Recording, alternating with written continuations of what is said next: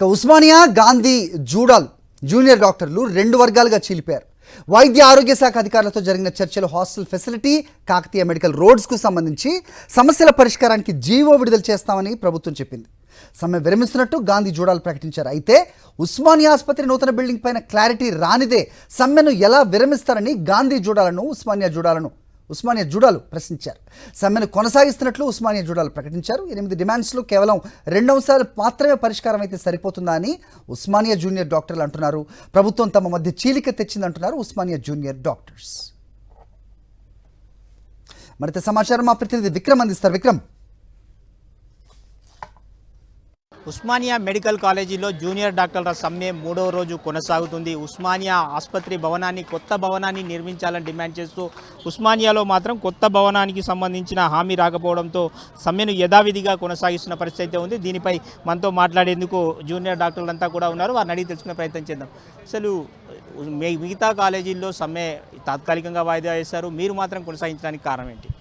ఒకటే అండి, మా యొక్క డిమాండ్లు మీరు మొదటి రోజు నుంచి చూసుకున్నట్టయితే మా యొక్క డిమాండ్లు మొదటిది స్టైపెండ్ల రెగ్యులరైజేషన్ విషయమై, తర్వాత ఉస్మానియా కాలేజ్ విషయమై, తర్వాత అసిస్టెంట్ ప్రొఫెసర్లది మన సూపర్ స్పెషాలిటీ పీజీలు వాళ్ళు ఏదైతే ఉన్నారో వాళ్ళ అసిస్టెంట్ ప్రొఫెసర్ క్యాడర్ జీతం వాళ్ళకి ఇవ్వాలని, తర్వాత మిగతా డిమాండ్స్ వాళ్ళకి ఏవైతే ఉన్నాయో అవన్నీ తీర్చమని ప్రభుత్వం వాటన్నిటి పట్ల సానుకూలంగా స్పందించింది.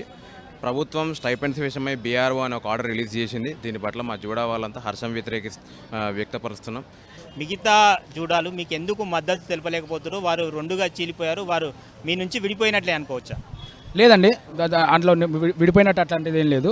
టీజూడా అంటే మొత్తం మన రాష్ట్రంలో ఉన్న 33 మెడికల్ కాలేజెస్లో ఉన్న జూడాలు అన్నీ కలిపితే టీజూడా అవుతుంది.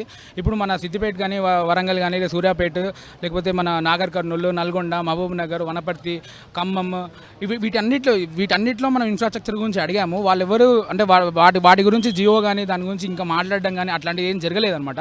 కాకపోతే వాళ్ళు ఈ ఒక 2 జియోలు ఈరోజు రిలీజ్ చేస్తామని చెప్పారు. అంటే మా ఫ్రెండ్ చెప్పినట్టు ఈ గవర్నమెంట్కి కొంచెం థ్యాంక్స్ చెప్తున్నాం. దేనికంటే జియో గురించి అండ్ మళ్ళీ hostels in Osmania, in Gandhi and roads in Kakatiya, ఈ 3 విషయాల గురించి జియోలు విడుదల చేస్తామని చెప్పారు, ఇంకా చేయలేదు. మెయిన్లీ అయితే ఓన్లీ 2 గురించి చెప్పారు. స్టైఫండ్స్ అయితే రిలీజ్ చేశారు కాకతీయ మెడికల్ కాలేజ్లో రోడ్స్ గురించి, ఇంకా గాంధీ ఉస్మానియా హాస్టల్ గురించి అయితే వాళ్ళు జీవో రిలీజ్ చేశారు.